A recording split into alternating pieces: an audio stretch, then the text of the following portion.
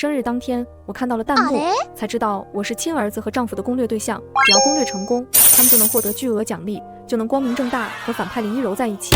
我怎么能如他们所愿？在结婚纪念日那天，老公连夜飞到国外拍了一条千万粉钻项链，就为了把那个粉钻项链送我。老婆，我爱你。女配爱一直快到100了，男主马上要攻略成功了，终于可以踹了这个恶毒女配了。太苦了，男主太苦了，攻略了5年了。我们女主宝宝受了太多委屈了，呜呜，女配快点去死吧！前面的别激动，等攻略成功，女配的好日子就到头了。男主肯定要弄死这恶毒女配。我本来还在感动，但是看见这些弹幕收回来，眼泪大量的信息涌入我的脑海，让我脑子有些发晕。但是我的老公江旭白好像和以前不一样了。芝芝，你在想什么呢？快把项链收了吧。哈哈，蠢猪女配，连项链是假的都没发现。他爱死男主了，怎么会发现呢？真的粉钻在我们女宝那呢？男主就算要攻略女配，也不会委屈了女宝。哎，怪了，女主的爱一直怎么没动啊？明明就差一点就满了。不会是看出粉钻有问题了？那完了，时间又得拖长了。我的脑袋发昏，用力揉了揉眼睛，那一群弹幕非但没有消失，反而愈演愈烈。通过弹幕得知，我们的世界是一本小说，江旭白是男主，林悠柔是女主，而我是破坏两人感情的恶毒女配。江旭白的任务是攻略我的爱意值必须到达100%才算成功。任务完成之后，他就会立马踹了我，然后我的下场十分惨烈，还有我的家人也没有逃过。我有些不敢相信，面前相爱5年的爱人真的会这么对我吗？陆芝芝，你什么意思？看我跪在这里像小丑一样，有意思吗？妈妈坏，为什么不接受爸爸的礼物？呜，妈妈坏。他泪如雨下，看得我心疼极了。他要是知道自己爸爸的心思，一定会难过很久。我正想去哄儿子，余光瞥见弹幕，女配要心疼死了，爱一值99.5了，儿子马上成功了。快，宝宝哭得再大声些。等爱一值满了，他就可以尽情的叫女主妈妈了。虽然是女配生的，但对女配一点感情都没有，只恨自己为什么不是出生在女主肚子里。只有我觉得女配很可怜吗？对江晨这么好，心里却只有女主。是的，只有你。女主这么好，无痛有娃是她应得的。我晃了一下，有些站不住。生养儿子5年，我自问自己是个好妈妈，舍不得打，舍不得骂，要天上的星星我都能去摘下来给他。弹幕说我死后，有人问儿子想不想我，听弹幕说他十分怨恨我，他觉得我是拆散他们幸福一家的罪人。儿子眼眶通红，看着我的眸子里却是藏不住的恨意，心里闷闷的发疼。他见我不说话，冲上来咬了我一口。你这个坏女人，我不要叫你妈妈了。他下了死口，手掌马上渗出鲜血。换作往常，我早就冲上去抱住他道歉了，愧疚的觉得是自己做错了，才让儿子这么生气伤心。大约这样子做了，江晨的攻略值就满了，他也能肆无忌惮的去认女主当妈。我眼下眸子平静的去客厅拿出医药箱给手掌消毒，我的余光却在观察江旭白，不知是不是他系统说了什么，他脸色有些难看。今天是我们结婚纪念日，你非要闹得这么难看吗？儿子还那么小，你就把他气成这样，他在房间不知道哭得多伤心，还不去给他道歉。我气哭他，他冲下来对我又踢又打的，你看不见，没扇他就算不错了，还去道歉。我看啊，是我把他宠坏了。你，陆芝芝，你什么时候这么不可理喻了？小陈才5岁，他哪里懂这些？你这样会伤了他的心。我下意识想认错，生生忍住了。我被儿子咬成这样，就不会伤心了。我瞥眼看见儿子房间开了条小缝，在那偷听呢。见我望过去，又砰一下关上了。那一群弹幕又来了，但是他们来者不善啊。女配这又怎么了？像变了个人一样，能不能不要做啊？烦死了。就是，明明2人攻略都要完成了，完了，女主的爱一直降了，2人都变成90了，到底为啥啊？估计是因为江晨咬的那口，可怜小宝就是太心急了，咬得太狠了。还不是怪女配，第一次哭的时候就该哄了，儿子咬一口就生气了，这样子还配当妈？弹幕清一色的都在喷我，可是我又做错了什么？难道就因为我是一个女配，就要心甘情愿献出自己，要给男女主让路吗？不过我看见江旭白脸上有些不自然，我觉得他们肯定会作妖。晚上，江旭白借口要哄儿子去他房间里睡觉，我知道他要和儿子要翻盘他们的任务，所以我现在也不能坐以待毙。我看见他进去儿子的房间，我也站在门口听见他们的对话。爸爸妈妈的爱一值降了好多呀，怎么办啊？我才不要再跟这个女人生活了，我要一柔妈妈，我不要这个坏女人做我的妈妈。别哭了，爸爸的爱一值也降了，没事，我们慢慢来。明天你去跟陆芝芝道个歉吧，估计是你咬那一口的原因。我凭什么要跟那个女人道歉？我又没做错，谁叫她一直不接你的礼物？明明我们马上就能跟一柔妈妈在一起了，她才是破坏我们一家的第三者，我讨厌她。我咬着唇，明明做好了心理准备，但听见2人的话，心还是止不住的发疼，像被刀绞一般，疼痛无比。我看见两个人抱怨了一小会，然后不知道他们想起了什么，脸上挂着洋溢的幸福笑容。我知道他们肯定想起来女主林一柔。爸爸，你准备好礼物给一柔妈妈了吗？明天就是她生日了耶。当然了，你看这条项链好不好看？这条项链跟那女人的一样。我知道了，爸爸，你给那女人的是假货，对不对？爸爸，这是我给一柔妈妈亲手做的玩偶，她会不会嫌弃啊？我攥着裙摆，指节发白。1月前，江晨就在做这个玩偶了，见到我就会藏起来，问就说是老师要求做的手工课。他手指被针扎了大大小小的孔，我心疼极了。我提出来我来帮他做，江晨不耐烦抢过玩偶，他用力拍了拍我碰过的地方，说自己要独立。我当时以为儿子长大了，结果原来是送给林一柔的生日礼物，所以全程要他自己亲手做，还嫌弃自己碰到地方脏。生日当天，我看到了弹幕，才知道我是亲儿子和丈夫的攻略对象，只要攻略成功，他们就能获得巨额奖励，就能光明正大和反派林一柔在一起。我怎么能如他们所愿？我不知道怎么回到房间的，心脏好像被人死死拽住，让人喘不过气来。当我回过神来时，枕头都已经收了一大片。弹幕却不放过我，但是还有一些心疼我的弹幕也被那一群弹幕冲掉了。哈哈哈，看着女配这样真想笑，活该让你欺负他们。笑发财了，最好哭死。看这样子多丑陋啊！其实女配还是挺可怜的，老公儿子都不爱。不对啊，女配听到男主跟儿子的话了，那攻略还怎么完成啊？前面的放心吧，女配这么爱两人，只会觉得自己做的不够好，产生愧疚。对呀，你们忘了男主有道具吗？爱意值跌破50，可以把愧疚转换为爱意，双管齐下，还怕完不成任务？对呀，你们忘了男主有道具吗？爱意值跌破50，可以把愧疚转换为爱意，双管齐下，还怕完不成任务？哎，女配真的好贱，弄这么多是干什么啊？明明马上就能看见两人甜甜的恋爱和带娃日常了。就是，女配去死！女配去死！我看见眼前飘过这一群喊着女配去死的话语，我闭上眼睛，用枕头捂住脑袋。我很难过，因为明天也是我的生日啊！为什么会对我有这么大的恶意？为什么见不到我好？我想着想着，不知不觉中睡着了。生日当天，我看到了弹幕，才知道我是亲儿子和丈夫的攻略对象，只要攻略成功，他们就能获得巨额奖励，就能光明正大和反派林一柔在一起。我怎么能如他们所愿？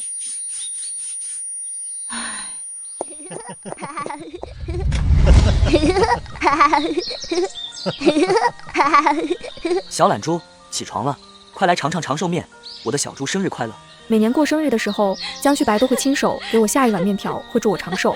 如果要不是看到那些弹幕，我真的会一直沉浸下去他们的甜言蜜语。可甜言蜜语的背后，确实深渊我有一些恍惚。我看见我的儿子坐在桌前晃动双腿，歪头朝我露出甜甜的笑容，跳下来拉住我的手。妈妈生日快乐！这里面的小葱是我亲手放的哦。快尝尝，是不是比之前做的还要好吃些了？阳光洒在餐桌上，两父子笑着闹着，我有些恍惚，仿佛一切如常，仿佛昨天那些经历都是假的，一切都是我的幻觉。可我怎么还能看见这些弹幕？父子俩做得很好，哈哈哈！蠢货女配，给点甜头就上头了。哦耶，加油加油！父子俩的爱一直都到95了，冲啊，胜利就在眼前！这些弹幕把我从刚刚的幻想拉回来了。我用力掐了掐手掌，看看眼前的是不是幻觉，疼痛的感觉才让我得知，不是这些，都不是幻觉。我不经意看向座位上已经包装好的玩偶，我想到办法。小陈，这是送妈妈的生日礼物吗？不是这是给我朋友的。妈妈，你这人怎么回事啊？怎么老想要别人的东西？这才是你的礼物。快打开看看，儿子画了一晚上，因为咬了你内疚，半夜都哭醒了，哭着要妈妈。我冷笑道，我已经不太相信他们两个鬼话连篇。弹幕都告诉我，儿子哭着不是因为他，而是另一个女人林一柔。我打开了那张画纸，上面画了一个简笔画火柴人，旁边用铅笔写了几个字：生日快乐。就这些东西画了一晚上吗？我觉得有点好笑，觉得大概是这2年我对他们太好了，好到让他们觉得我是个好糊弄的傻子。妈妈，你喜欢吗？我画了好久，手都画疼了呢。你给我的礼物呢？昨晚的粉钻项链不是吗？昨天是结婚纪念日。芝芝，你知道那条项链多少钱吗？你又不是不知道，现在公司效益不好。行了，公司效益不好，就把这条项链卖了吧。够了，你闹够了没有？从昨天开始你就一直在找事，你到底想要干什么？你能不能考虑一下我？我每天工作这么忙，还要来哄你，我也很累的好不好？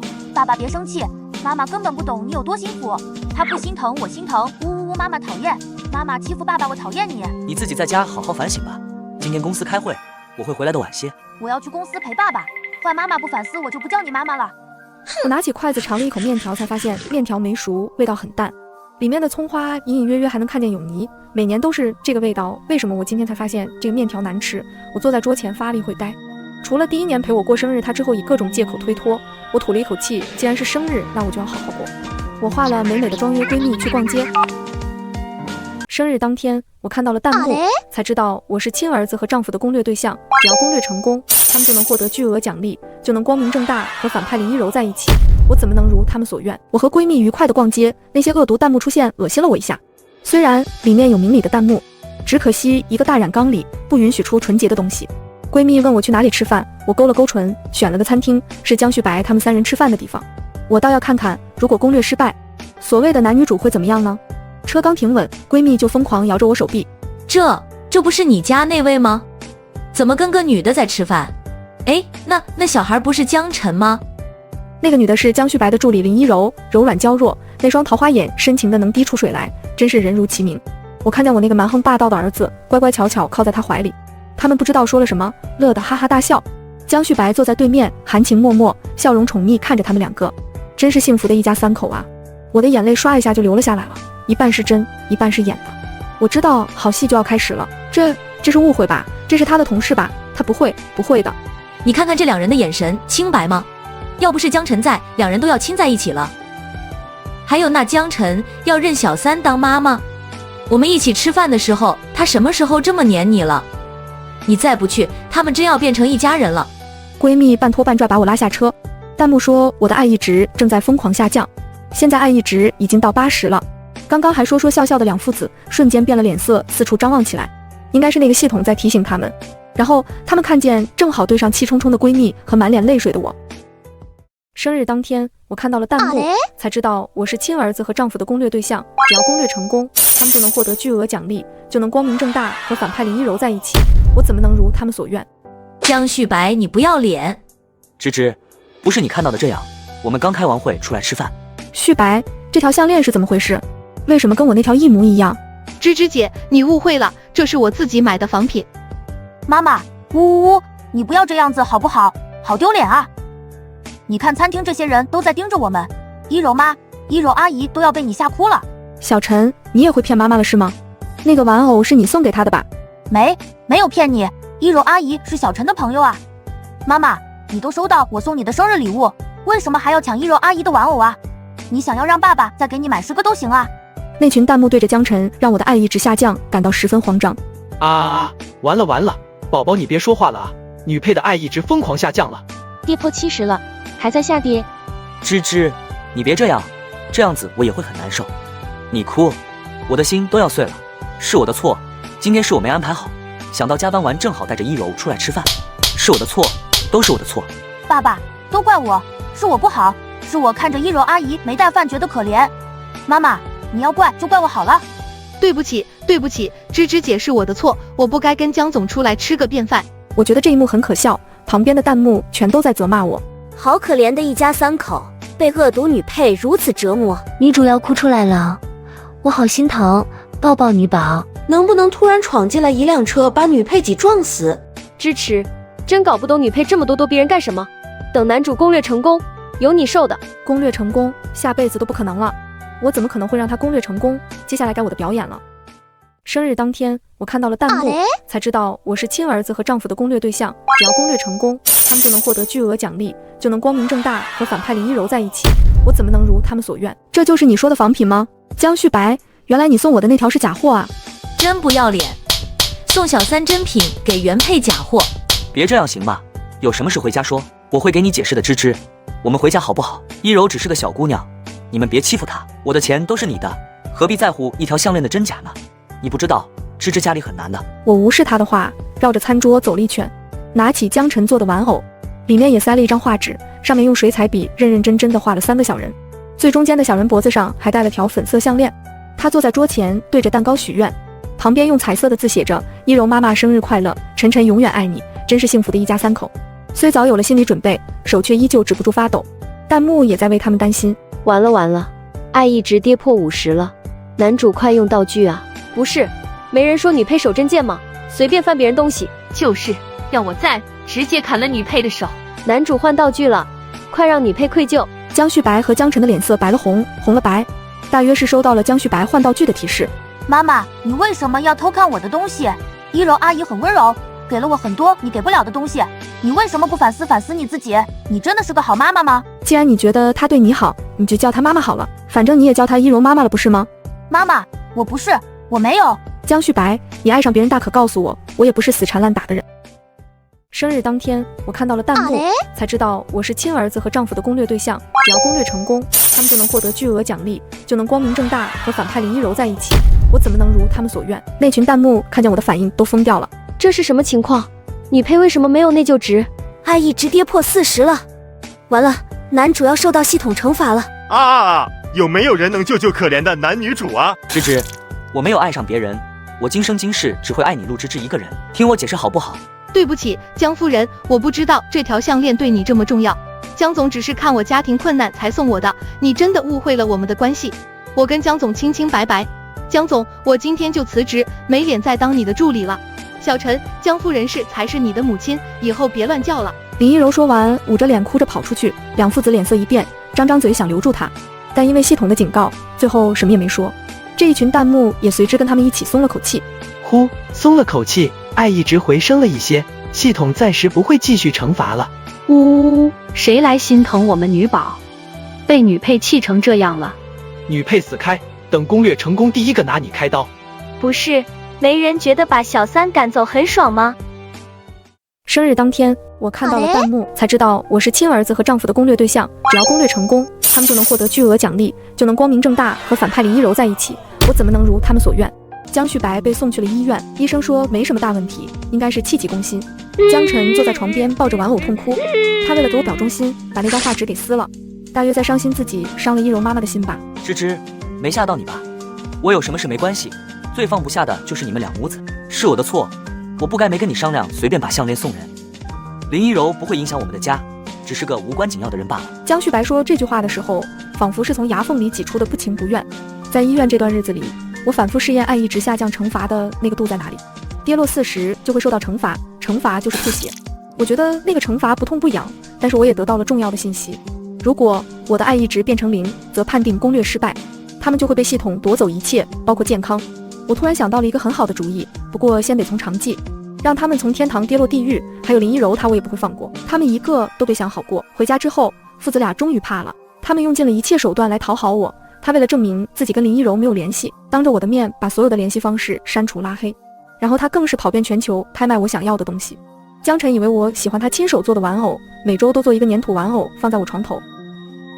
妈妈，我现在知道你对我的好了，你是我最好的妈妈。妈妈，不要不理我好不好？我看着儿子的脸庞，说不感动是假的。曾经深爱的两人变成了我最喜欢的样子，但我不是傻子，如果我沉沦了，等待我的是地狱。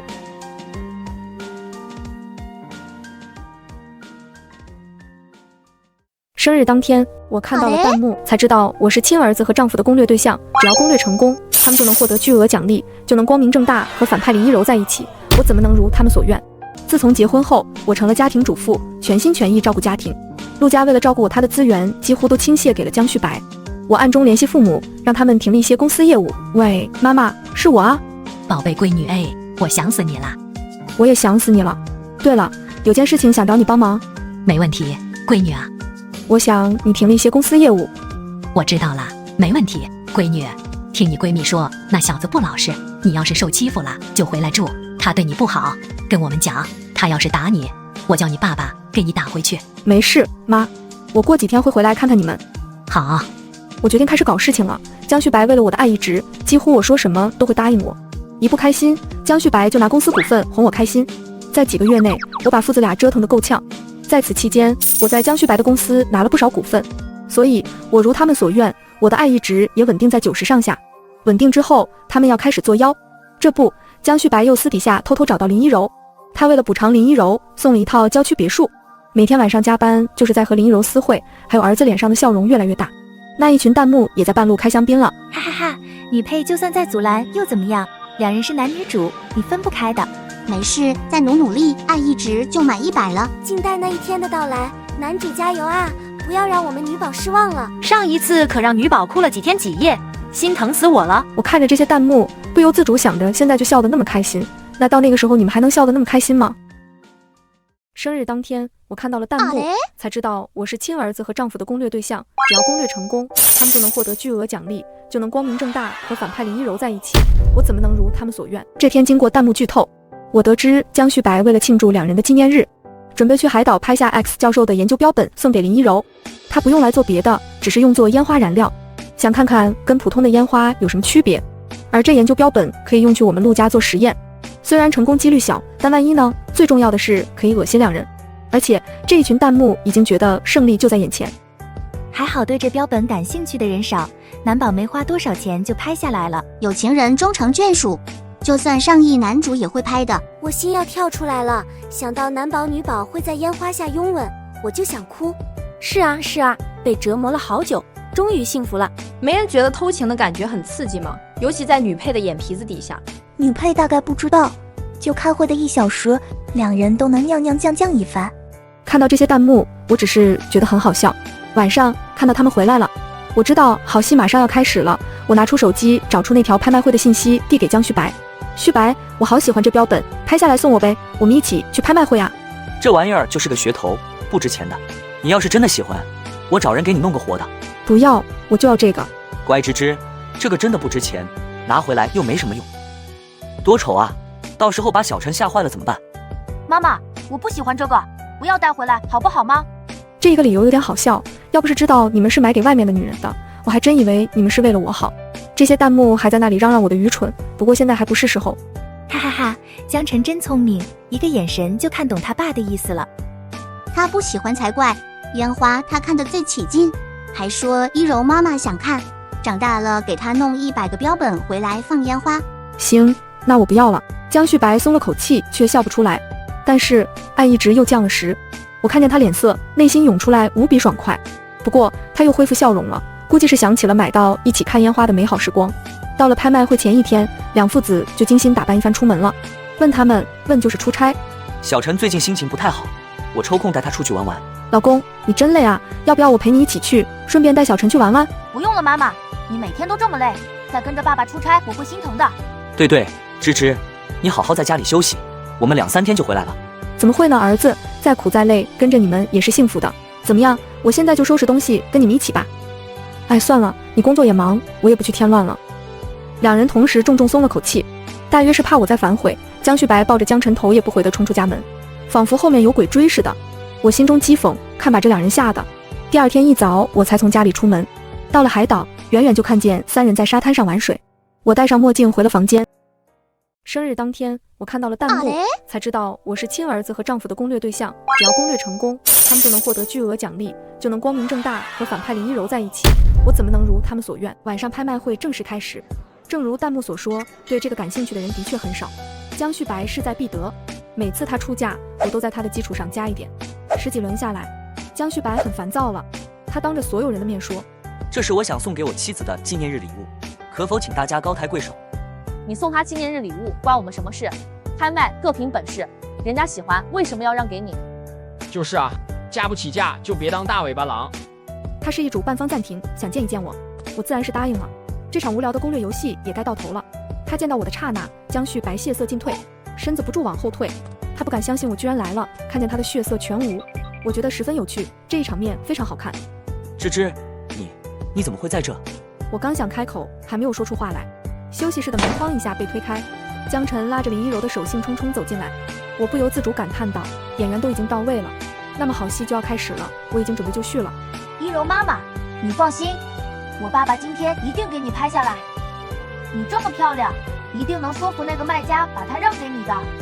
小陈，没事的，没有也没关系。你很喜欢这个标本吗？我很喜欢，一柔妈妈喜欢我更开心了。妈妈，你怎么在这？我倒想问问你们为什么在这？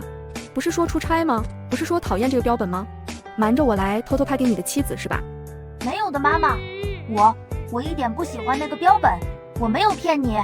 一柔阿姨是因为没了工作，家里很困难，爸爸想帮衬她。芝芝，别闹脾气，我说的妻子指的是你，这是我拍下来准备送给你的，谁知道你亲自来拍卖会了。江旭白，我看起来很像傻子是吗？